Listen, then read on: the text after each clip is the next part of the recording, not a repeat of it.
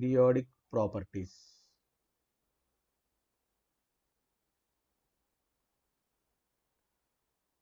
So what is this periodic properties means? In a periodic table, some properties will be repeated after a particular interval of time. Suppose if you take 1A group elements. So in the 1A group elements, we have lithium, sodium, potassium, rubidium, and so on, cesium and francium. So after lithium, we have beryllium, then boron, carbon, nitrogen, oxygen, fluorine, neon, and again we get the sodium. And again after sodium, we have magnesium, aluminium, silicon, phosphorus, and so on. And so and finally, after argon, again we get potassium. And if you see the configuration of lithium, the outermost configuration of lithium is 2s1, and for sodium is it is 3s1, and potassium is outer configuration is 4s1, and this is 5s1. So the valency shells are being repeated, and not only the valency shells, that is the lithium is having one electron in the valency shell, sodium is also having one electron, and potassium is also having one electron, and rubidium is also having one electron. So the valency shell configuration is repeating. So this indicates that not only valency shell, even the properties of this lithium, sodium, potassium, rubidium also will be having similar properties.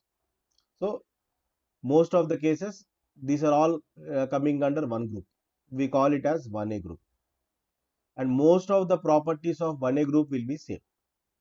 So in the same way, if you take 2A group, 2A group elements means it is beryllium, and below beryllium we have magnesium, and below magnesium we have calcium. So the valency configuration of beryllium will be 2s2, and magnesium will be 3s2, and calcium will be 4s2. So outer configurations are same. So when the outer configurations are same, then their properties also will be same.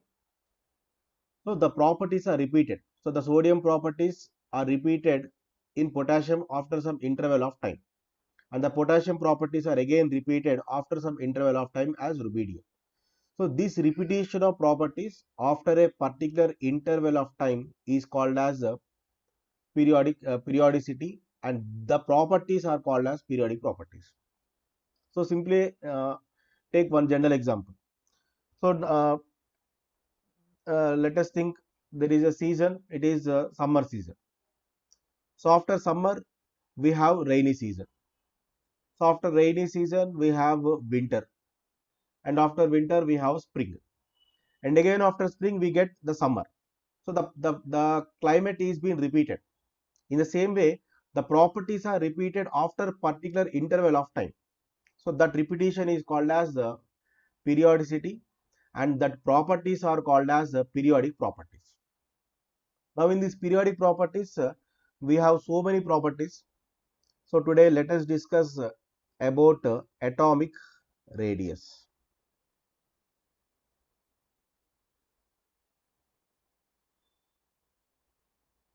or atomic size. So what is meant by atomic radius? Suppose this is an atom, and in the middle of the atom there is a nucleus. So this is a nucleus, and this nucleus contains neutrons and protons, and electrons will be revolving around this nucleus. Now what is this atomic radius? So atomic radius is nothing but it is the distance between the nucleus and the outermost electron. So wherever electron, last electron is there, that distance. So this distance is called as radius. So if you take any circle, so from the center of the circle to here it is called as radius. In the same way, this is an atom, and this is a nucleus, and the distance between this nucleus and outermost electron. So wherever the last electron is there, that distance is called as the atomic radius. And we cannot directly calculate radius by taking an atom. Why means it is very difficult to get a single atom. So in the nature, the hydrogen is present as H2. So we don't get only single hydrogen. And if you take oxygen, oxygen we get as O2. And if you take fluorine, the fluorine we get as F2. Nitrogen we get as N2. So in this way we cannot get a single atom. So we get only molecules. So now by taking the help of these molecules, we can calculate the atomic radius. So now let us see how to calculate the atomic radius.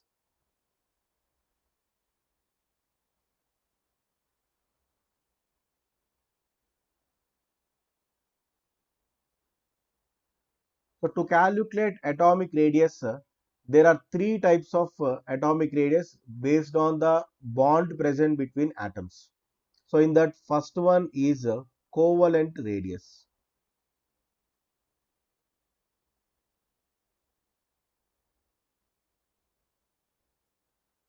So let us take one diagram. So this is a covalent molecule, and this is the second atom. So two atoms bonded. This is the internuclear distance. Now let us think, this is A atom and this is also A atom. And if you want to calculate the distance between A and A, so what we have to do? We have to measure the internuclear distances. So this is the internuclear distance. This is internuclear distance. Suppose this internuclear distance what you have measured, if it is equal to some 2.2 angstroms. So the distance you have calculated, it is equal to some 2.2 angstroms. Now what is the distance that is of one atom? So you can simply take this as half. So if you make this half, so if you divide here at the middle of this internuclear distance, then we get covalent radius. The covalent radius is nothing but it is 2 by 2.2 by 2, which is equal to 1.1 angstrom.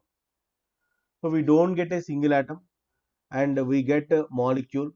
So in the molecule we have nucleus, and this internuclear distance is calculated, and we got, let us think this is some 2.2, and if you make this half, then you get the radius of each atom.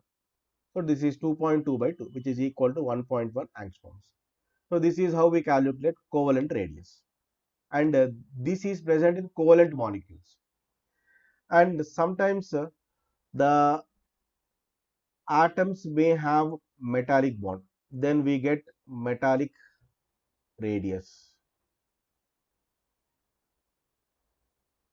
And sometimes this is also given as a crystal radius.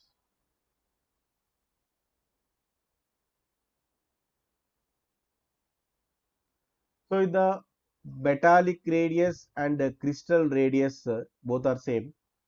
And let us take one diagram. So this is one metal, and this is the second metal. So here the metal atoms are not overlapping, they are just present side by side. Now again the same thing, this is the nucleus of one atom and this is the nucleus of the second atom. Now the half the distance between, so let us first we have to calculate the distance between the two nucleus, internuclear distance. Let us think the internuclear distance what you have calculated, it is equal to some 2.6 angstroms. Now, what is its metallic radius? So, metallic radius is equal to half this distance. So, just make this into half.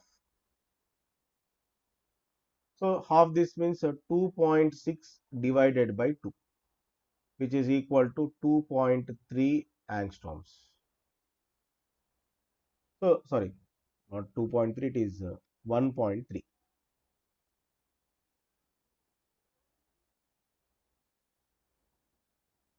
1.3 angstroms.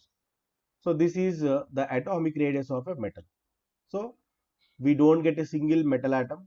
This is a molecule, and this is the internuclear distance. So, internuclear distance is made into half, then we get metallic radius. So, covalent molecule is also same. Half the covalent, this internuclear distance in a covalent molecule, and this is half the internuclear distance in a metallic. And the third example, third radius is it is van der Waal radius.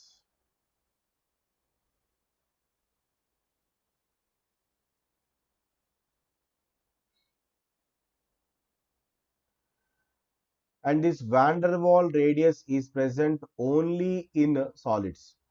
So, in the solids, the atoms are very close to each other. So, now let us take this is one covalent molecule, and this is the second covalent molecule. Now, the distance between these two is covalent radius, and in a solid, the molecules are present close to each other. So, when they are present close to each other, we can calculate the distance between two neighboring molecules. So, this is one molecule and this is one molecule, and we calculate the distance between these two, and calculate the distance between these two, and make this into half. Suppose this distance is some, it is equal to some 4.6 angstroms. So, then its van der Waal radius will be equal to half, 4.6 by 2. So, which is equal to 2.3 angstroms. So, in this way, we can calculate radius, the three types of radius based on the bond present between them. So, whatever it is, whether it is a metal or it is a solid or it is a covalent molecule. So, just the internuclear distance is made into half. We get the respective radius. And remember, among these three radius, generally the covalent radius will be less than van der Waal radius.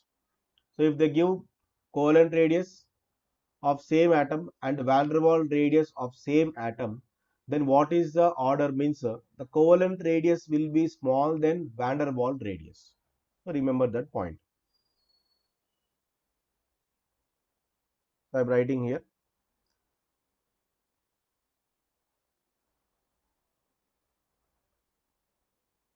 among covalent radius and van der Waal radius.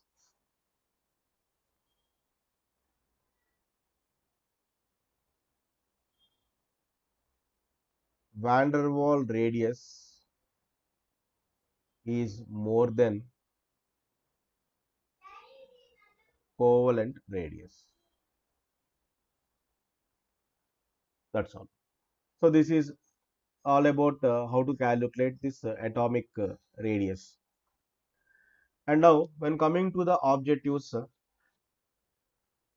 what will happen to size in group and period? So, group means top to bottom. So, if you take a periodic table, top to bottom is called group, and left to right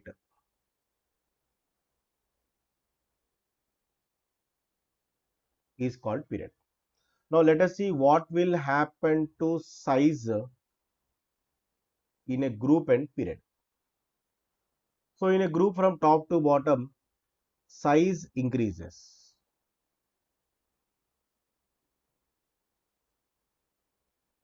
And from left to right, size decreases.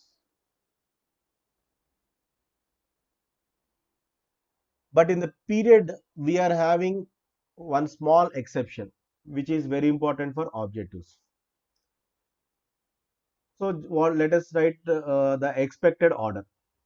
Suppose let us take some second period. So second period elements are lithium, beryllium, boron, carbon, nitrogen, oxygen, fluorine, neon. Now this is a period, second period. So what we expect in a period means the atomic size of lithium is more than beryllium and beryllium is more than boron. So carbon, nitrogen, oxygen, fluorine. So this is expected. But what we expect is not the correct. So what we observe is the correct answer. So we may expect so many points, but the experimental data is important. Now the experimental data, the observation is given as the observation data is so it is same lithium, beryllium, boron, carbon, nitrogen, oxygen, fluorine, neon. The size of lithium is more, beryllium is more. So all these are same. But when coming to fluorine and neon, the neon size is more than the fluorine. So this question may be asked. Suppose if the distance of this, the radius of this fluorine is some 1.1 angstrom. Then what is the radius of neon means it will be more than 1.1. So always it is more than fluorine size. But what we expect is the smallest size should be neon. But the smallest size in the group, in a period is it is fluorine in this period. Neon will be having more size than the fluorine. So this point is very very important. So if they ask questions on atomic radius, mostly he will be asking this fluorine and neon. And the same thing will be repeated. Below fluorine we have chlorine and below neon we have argon. Here also the size of argon is more than chlorine. So the same trend is repeated. So this is one important point in the size. Next, there is one more thing. Sometimes he will give ions and he will ask to find which is smaller size and which is larger size. So this is about group and period. This is a trend. But if ions are given, so for calculating the size of ions, we have to note some simple points. So in that first one is let us take a neutral atom and let us take a cation. So neutral atom is sodium, cation is Na plus. So whenever electrons are lost, we get cations. Now in these two, this will have more size and this will have cation will have less size. So sodium neutral atom size is more than its cation. So neutral atom is more than its cation. In the same way, if a neutral atom is there like fluorine and its anion is nothing but F minus. Now in these two, this will have less size and fluorine will have F minus will have more size.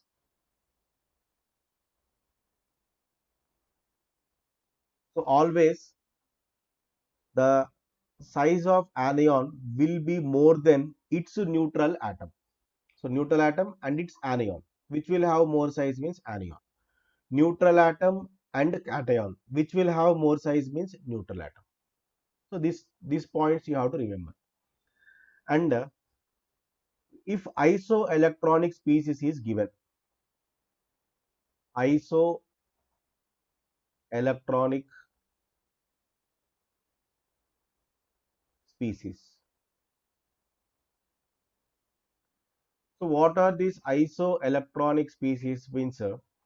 They have same number of electrons. They have same